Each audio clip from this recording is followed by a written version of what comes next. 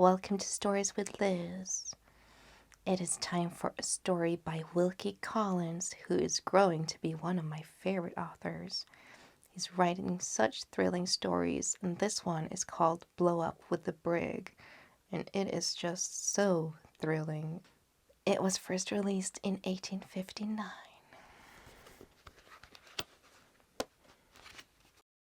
Blow Up With the Brig.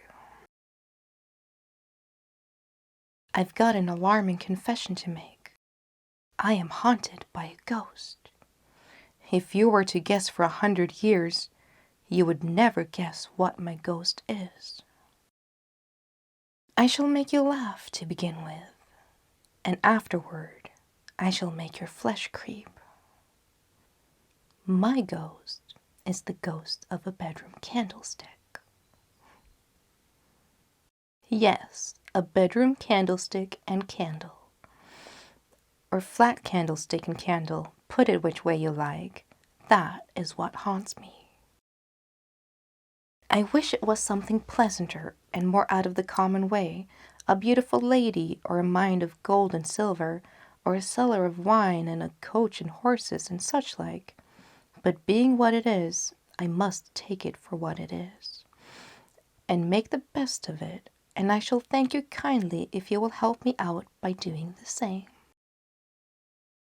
I'm not a scholar myself, but I make bold to believe that the haunting of any man with anything under the sun begins with the frightening of him. At any rate, the haunting of me with a bedroom candlestick and a candle began with the frightening of me with a bedroom candlestick and candle, the frightening of me half out of my life, and for the time being, the frightening of me altogether out of my wits. That not a very pleasant thing to confess before stating the particulars, but perhaps you will be the readier to believe that I am not a downright coward, because you find me bold enough to make a clean breast it already, to my own great disadvantage so far. Here are the particulars, as well as I can put them. I was apprenticed to the sea when I was about as tall as my own walking stick, and I made good enough use of my time to be fit for mate's berth at the age of 25. It was in the year 1818 or 19, I'm not quite certain which, that I reached the before-mentioned age of 25. You will please to excuse my memory not being good for dates, names, numbers, places, and such like. No fear, though, about the particulars I have undertaken to tell you of. I have got them all ship-shape in my recollection. I can see them at this moment as clear as noonday in my mind. But there is a mist over what went before, and for the matter of that, a mist likewise over much that came after. And it's not likely to lift in my time of life, is it? Well, in 1818 or 19, when there was peace in our part of the world, and not before it was wanted, you will say, there was fighting of a certain scampering kind going on in that old battlefield which we seafaring men know by the name of the Spanish Main. The possessions that belonged to the Spaniards in South America had broken into open mutiny and declared for themselves years before. There was plenty of bloodshed between the new government and the old. But the new had got the best of it, for the most part, under the General Bolivar, a famous man in his time, though he seemed to have dropped out of people's memories now. Englishmen and Irishmen with a turn for fighting and nothing particular to do at home joined the general as volunteers, and some of our merchants are found in good venture to send suppliers across the ocean to the popular side. There was risk enough, of course, in doing this, but where one speculation of the kind succeeded, it made up for two, at least, that failed, and that's the true principle of trade, wherever I have met with it, all over the world. Among the Englishmen who were concerned in this Spanish-American business, I, your humble servant, happened in a small way to be one. I was then mate of a brig belonging to a certain firm in the city which drove a sort of general trade, mostly in queer, out-of-the-way places, as far from home as possible, and which freighted the brig in the year I am speaking of with a cargo of gunpowder for General Bolivar and his volunteers. Nobody knew anything about the instructions when we sailed, except the captain, and he didn't half seem to like them. I can't rightly say how many barrels of powder we had on board, or how much each barrel held. I only know we had no other cargo. The name of the brig was the Good Intent, a queer name enough, you will tell me, for a vessel laden with gunpowder, and sent to help a revolution. As far as this particular voyage was concerned, so it was. I mean that for a joke, and I hope you will encourage me by laughing at it. The Good Intent was the craziest tub of a vessel I ever went to sea in, and the worst found in all respects. She was 230 or 280 tons burden, I forget which, and she had a crew of 8, all told, nothing like as many as we ought by rights to have had to work the brig. However, we were well and honestly paid our wages, and we had to set that against the chance of foundering at sea, and on this occasion likewise the chance of being blown up into the bargain. In consideration of the nature of our cargo, we were harassed with new regulations which we didn't at all like, relative to smoking our pipes and lighting our lanterns, and as usual in such cases, the captain, who made the regulations, preached what he didn't practice. Not a man of us was allowed to have a bit of lighted candle in his hand when he went below, except the skipper, and he used his light when he turned in, or when he looked over his charts on the cabin table, just as usual. This light was a common kitchen candle or dip, and it stood in an old battered flat candlestick, with all the japan worn and melted off, and all the tin showing through. It would have been more seaman-like and suitable in every respect if he had had a lamp or lantern, but he stuck to his old candlestick, and the same old candlestick has ever afterwards stuck to me. That is another joke, if you please, and a better one than the first, in my opinion.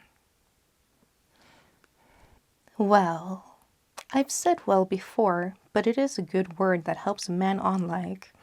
We sailed in the brig, and shaped our course first for the Virgin Islands in the West Indies, and after sighting them, we made for the Leeward Island next, and then stood on due south till the lookout at the masthead hailed the deck and said he saw land.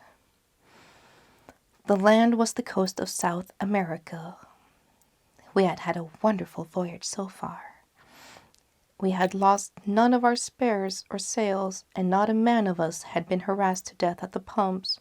It wasn't often the Good Intent made such a voyage as that, I can tell you. I was sent aloft to make sure about the land, and I did make sure of it. When I reported the same to the skipper, he went below and had a look at his letter of instructions and the chart. When he came on deck again, he altered our course a trifle to the eastward. I forget the point on the compass, but that don't matter.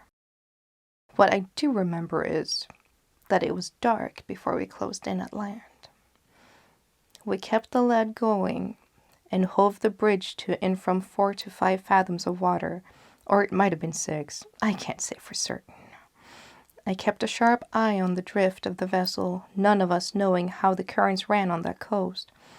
We all wondered why the skipper didn't anchor, but he said no. He must first show a light at the forepostman's head and wait for an answering light on shore. We did wait, and nothing of the sort appeared. It was starlight and calm. What little wind there was came in puffs over the land. I suppose we waited, drifting a little to the westward, as I made it out, the best part of an hour before anything happened. And then, instead of seeing the light on shore, we saw a boat coming towards us, rowed by 2 men only. We hailed them, and they answered friends, and hailed us by our names. They came on board. One of them was an Irishman, and the other was a coffee-colored native pilot who jabbered a little English. The Irishman handed a note to our skipper, who showed it to me. It informed us that the part of the coast we were off was not over safe for discharging our cargo, seeing that spies of the enemy, that is to say the old government, had been taken out and shot the day before.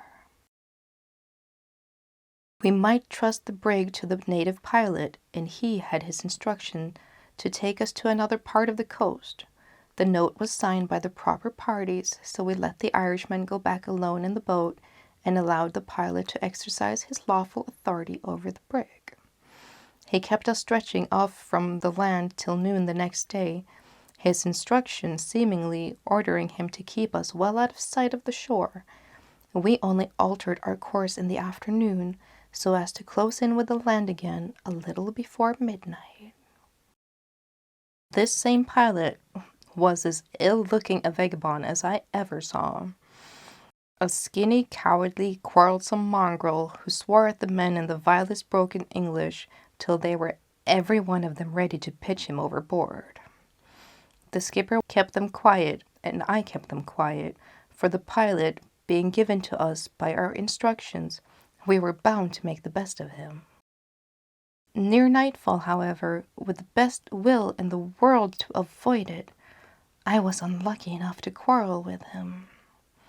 He wanted to go below with his pipe, and I stopped him, of course, because it was contradictory to orders. Upon that, he tried to hustle by me, and I put him away with my hand. I never meant to push him down, but somehow I did. He picked himself up as quick as lightning and pulled out his knife. I snatched it out of his hand, slapped his murderer's face for him, and threw the weapon overboard. He gave me one ugly look and walked off. I didn't think much of the look then, but I did remember it a little too well afterward. We were close in with the land again, just as the wind failed us, between 11 and 12 that night, and dropped our anchor by the pilot's directions. It was pitch dark and dead airless calm. The skipper was on deck with 2 of our best men for watch. The rest were below, except the pilot, who coiled himself up more like a snake than a man on the forecastle. It was not my watch until 4 in the morning, but I didn't like the look of the night, or the pilot, or the state of things altogether. So I shook myself down on the deck to get my nap there, and be ready for anything at a moment's notice. The last I remember was the skipper whispering to me that he didn't like the look of things either, and that he would go below and consult his instructions again. That is the last I remember, before the slow, heavy, regular roll of the old brig on the ground swell rocked me off to sleep. I was awoke by a scuffle on the forecastle and a gag in my mouth. There was a man on my breast and a man on my legs, and I was bound hand and foot in less than half a minute. The brig was in the hands of the Spaniards. They were swarming all over her. I heard 6 heavy splashes in the water, one after another. I saw the captain stabbed to the heart as he came running up the companion, and I heard a 7th splash in the water. Except myself, every soul of us on board had been murdered and thrown to sea. Why I was left, I couldn't think, till I saw the pilot stoop over me with a lantern and look to make sure of who I was. There was a devilish grin on his face, and he nodded his head at me, as much as to say, "You were the man who hustled me down and slapped my face, and I mean to play the game of cat and mouse with you in return for it." I could neither move nor speak, but I could see the Spaniards take off the main hatch and rig the purchases for getting up the cargo. A quarter of an hour afterwards, I heard the sweeps of a schooner or another small vessel in the water. The strange craft was laid alongside of us, and the Spaniards set to work to discharge our cargo into her. They all worked hard except the pilot, and he came from time to time with his lantern to have another look at me, and to grin and nod, always in the same devilish way. I am old enough now not to be ashamed of confessing the truth, and I don't mind acknowledging that the pilot frightened me. The fright and the bonds and the gag and the not being able to stir hand or foot had pretty nigh worn me out by the time the Spaniards gave over work. This was just as the dawn broke. They had shifted a good part of our cargo on board their vessel, but nothing like all of it, and they were sharp enough to be off with what they got before daylight. I need hardly say that I had made up my mind by this time to the worst I could think of. The pilot, it was clear enough, was one of the spies of the enemy who had wormed himself into the confidence of our consignees without being suspected. He, or more likely his employers, had got knowledge enough about us to suspect what our cargo was. We had been anchored for the night in the safest berth for them to surprise us in, and we had paid the penalty of having a small crew and consistently an insufficient watch. All this was clear enough, but what did the pilot mean to do with me? On the word of a man, it makes my flesh creep now, only to tell you what he did do with me. After all the rest of them were out of the brig, except the pilot and 2 Spanish seamen, the last took me up, bound and gagged as I was, lowered me into the hold of the vessel, and laid me along on the floor, lashing me to it with rope's ends, so that I could just turn from one side to the other, but could not roll myself fairly over, so as to change my place. Then they left me. Both of them were the worse for liquor, but the devil of a pilot was sober, mind that, as sober as I am at this present moment. I lay in the dark for a little while with my heart thumping as if it was going to jump out of me. I lay about 5 minutes or so when the pilot came down in the hold, alone. He had the captain's cursed flat candlestick and carpenter's awl in one hand, and long thin twists of cotton yarn, well oiled, in the other. He put the candlestick, with a new dip candle lighted in it, down on the floor about 2 feet away from my face, and close against the side of the vessel. The light was feeble enough, but it was sufficient to show a dozen barrels of gunpowder or more, left all around me in the hold of the brig. I began to suspect what he was after the moment I noticed the barrels. The horrors laid hold of me from head to foot, and the sweat poured from my face like water. I saw him go next to one of the barrels of powder standing against the side of the vessel in a line with the candle, and about 3 feet, or rather better, away from it. He bored a hole in the side of the barrel with his awl, and the horrid powder came trickling out as black as hell, and dripped into the hollow of his hand which he held to catch it. When he had got a good handful, he stopped up the hole by jamming one end of his oiled twisted cotton yarn fast into it, and he then rubbed the powder into the whole length of the yarn till he had blackened every hairbreadth of it. The next thing he did, as true as I sit here, as true as the heaven above us all, the next thing he did was to carry the free end of his long, lean, black, frightful, slow match to the lighted candle along my face. He tied it, the bloody-minded villain, in several folds round the tallow dip, about 1/3 of the distance down, measuring from the flame of the wick to the lip of the candlestick. He looked to see that my lashings were all safe, and then he put his face close to mine and whispered in my ear, "Blow up with the brig." He was on deck again the moment after, and he and the 2 others shoved the hatch on over me. At the farthest end from where I lay, they had not fitted it down quite true, and I saw a blink of daylight glimmering in when I looked in that direction. I heard the sweeps of the schooners fall into the water, splash, splash, fainter and fainter, as they swept their vessel out into the dead calm to be ready for the wind in the offing. Fainter and fainter, splash, splash, for a quarter of an hour or more. While those receding sounds were in my ears, my eyes were fixed on the candle. It had been freshly lighted. If left to itself, It would burn for about 6 to 7 hours. The slow match was twisted round it about a third of the way down, and therefore the flame would be about 2 hours reaching it. There I lay, gagged, bound, lashed to the floor, seeing my own life burning down with the candle by my side.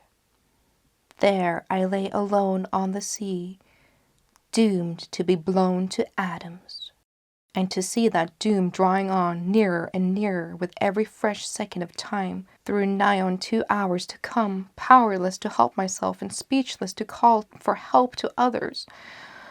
The wonder to me is that I didn't cheat the flame, the slow match, and the powder, and die from the horror of the situation long before the first half hour was out in the hold of the brig. I can't exactly say how long I kept the commands of my senses after I had ceased to hear the splash of the schooner sweeps in the water. I can trace back everything I did and everything I thought up to a certain point, but once past that, I get all abroad and lose myself in my memory now, as much as I lost myself in my own feelings at that time. The moment the hatch was covered over me, I began, as every other man would have begun in my place, with a frantic effort to free my hands. In the mad panic I was in, I cut my flesh with the lashings, as if they had been knife blades, but I never stirred them. There was less chance still of freeing my legs, or of tearing myself from the fastening that held me to the floor. I gave in when I was about all suffocated for want of breath. The gag, you will please to remember, was a terrible enemy to me. I could only breathe freely through my nose, and that is but a poor vent when a man is straining his strength as far as ever it will go. I gave in and lay quiet, and got my breath again, my eyes glaring, straining at the candle all the time. While I was staring at it, the notion struck me of trying to blow out the flame by pumping a long breath at it suddenly through my nostrils. It was too high above me and too far away from me to be reached in that fashion. I tried and I tried and I tried. And then I gave in again and lay quiet again, always with my eyes glaring at the candle and the candle glaring at me. The splash of the schooner sweep was very faint by this time. I could only just hear them in the morning stillness. Splash, splash, fainter and fainter, splash, splash. Without exactly feeling my mind going, I began to feel it getting queer as early as this. The snuff of the candle was growing taller, and the length of tallow between the flame and the slow match, which was the length of my life, was getting shorter and shorter. I calculated that I had rather less than an hour and a half to live. An hour and a half! Was there a chance in that time of a boat pulling off to the brig from the shore? Whether the land near which the vessel was anchored was in position of our side or in position of the enemy's side, I made out that they must, sooner or later, send to hail the brig merely because she was a stranger in those parts. The question for me was, how soon? The sun had not risen yet, as I could tell by looking through the chink of the hatch. There was no coast village near us, as we all knew before the brig was seized by seeing no lights on shore. There was no wind, as I could tell by listening, to bring any strange vessel near. If I had had 6 hours to live, there might have been a chance for me, reckoning from sunrise to noon. But with an hour and a half, which had dwindled down to an hour and a quarter by this time, or in other words, with the earliness of the morning and the uninhabited coast and the dead calm all against me, there was not a ghost of a chance. As I felt that, I had another struggle at last with my bonds, and only cut myself deeper for my pains. I gave it up once more, and lay quiet and listened for the splash of the sweeps. Gone. Not a sound could I hear but the blowing of the fish now and then on the surface of the sea, and the crack of the brig's crazy old spars, as she rolled gently from side to side with the little swell that there was in the quiet water. An hour and a quarter. The wick grew terribly as the quarter slipped away, and the charred top of it began to thicken and spread out mushroom shape. It would fall soon. Would it fall off red hot, and would the swing of the brig cant it over to the side of the candle and let it down on the slow match? If it would, I had only about 10 minutes left to live instead of an hour. The discovery set my mind for a minute on a new track altogether. I began to ponder with myself what sort of death blowing up might be. Painful? Well, it would surely be too sudden for that. Perhaps just one crash inside of me, or outside of me, or both, and nothing more. Perhaps not even a crash. That and death and the scattering of this living body of mine into millions of fiery sparks might all happen in the same instant. I couldn't make it out. I couldn't settle how it would be. The minute of calmness in my mind left it before I had done thinking, and I got all abroad again. When I came back to my thoughts, or when they came back to me, I can't say which, the wick was awfully tall. The flame was burning with the smoke above it. The charred top was broad and red, and heavily spreading out to its fall. My despair and horror at seeing it took me in a new way, which was good and right at any rate for my poor soul. I tried to pray in my own heart, you will understand, for the gag put all lip praying out of my power.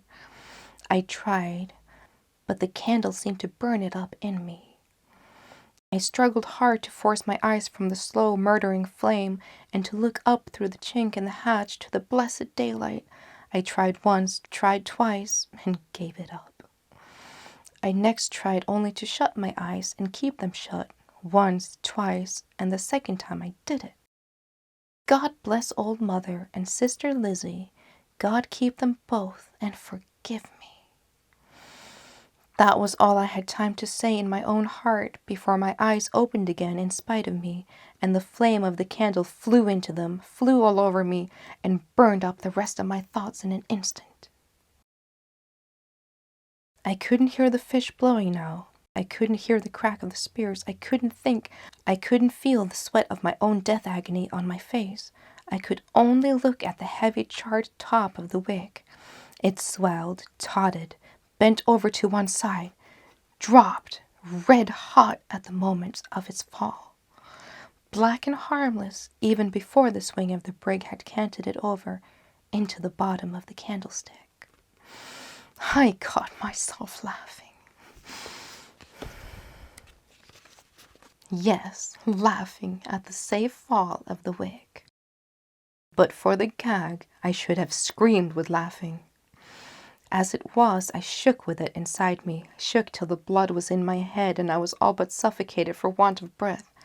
I had just sense enough left to feel that my own horrid laughter at that awful moment was a sign of my brain going at last.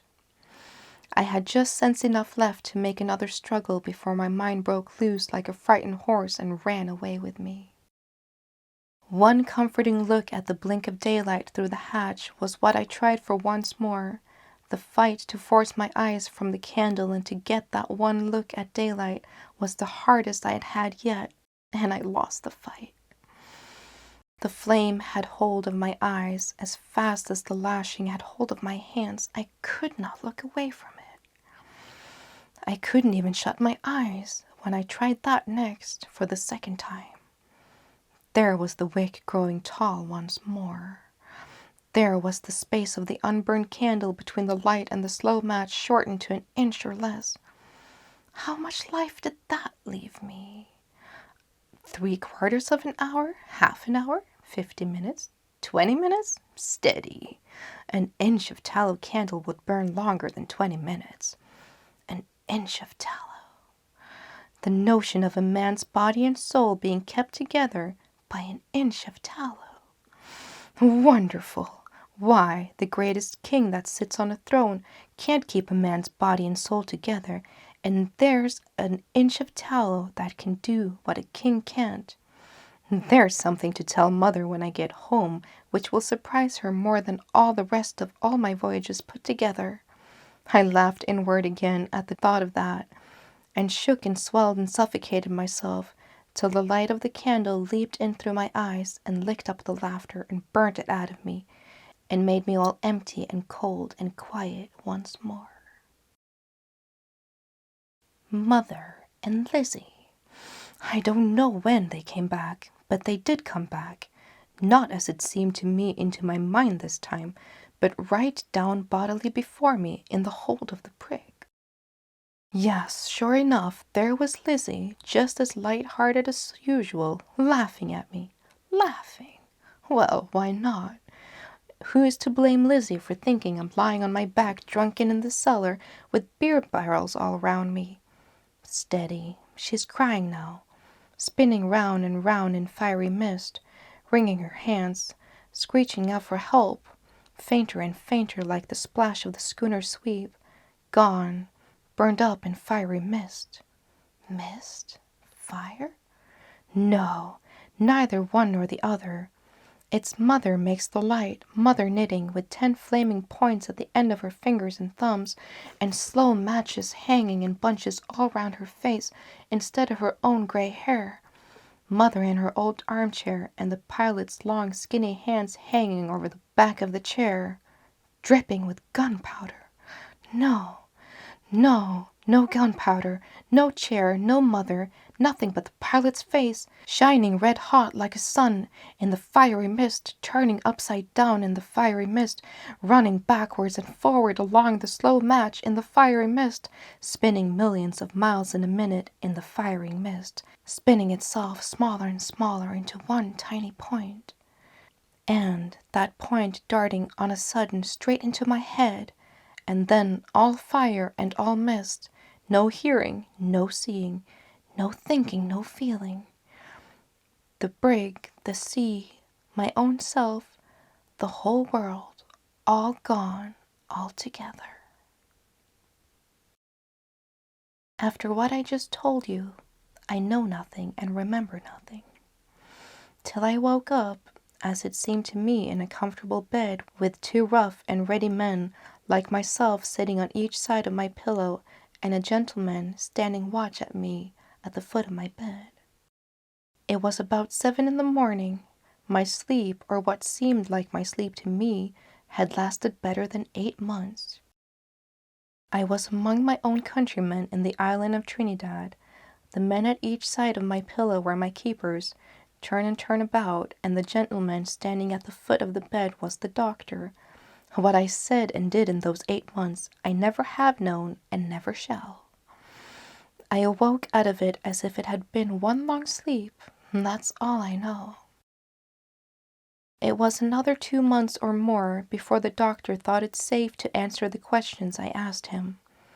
The brig had been anchored, just as I had supposed, off a part of the coast which was lonely enough to make the Spaniards pretty sure of no interruption, so long as they managed the murderers' work quietly during the cover of night. My life had not been saved from the shore, but from the sea.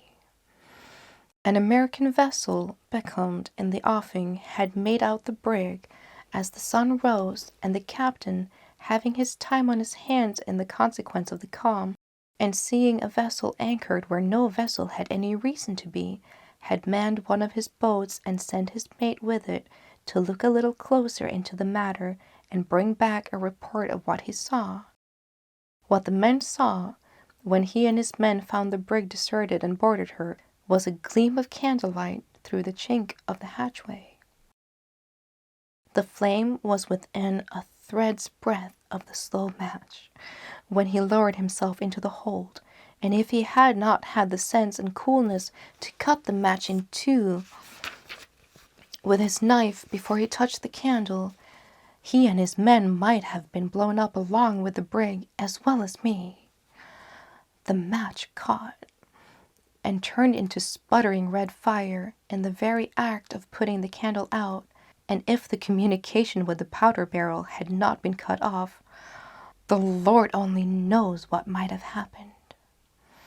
What became of the Spanish schooner and the pilot I have never heard from that day to this.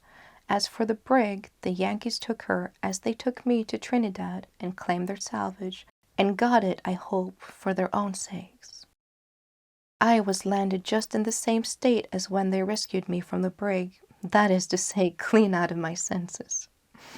But please do remember, it was a long time ago, and take my word for it, I was discharged cured, as I have told you. Bless your hearts, I am all right now, as you may see. I am a little shaken by telling the story, as is only natural. A little shaken, my good friends. That's all. The end. Whew, wasn't that exciting? Oh, such a good story. I hope it got your heart beating too. Thanks for following me today. Hope to see you next time. Bye.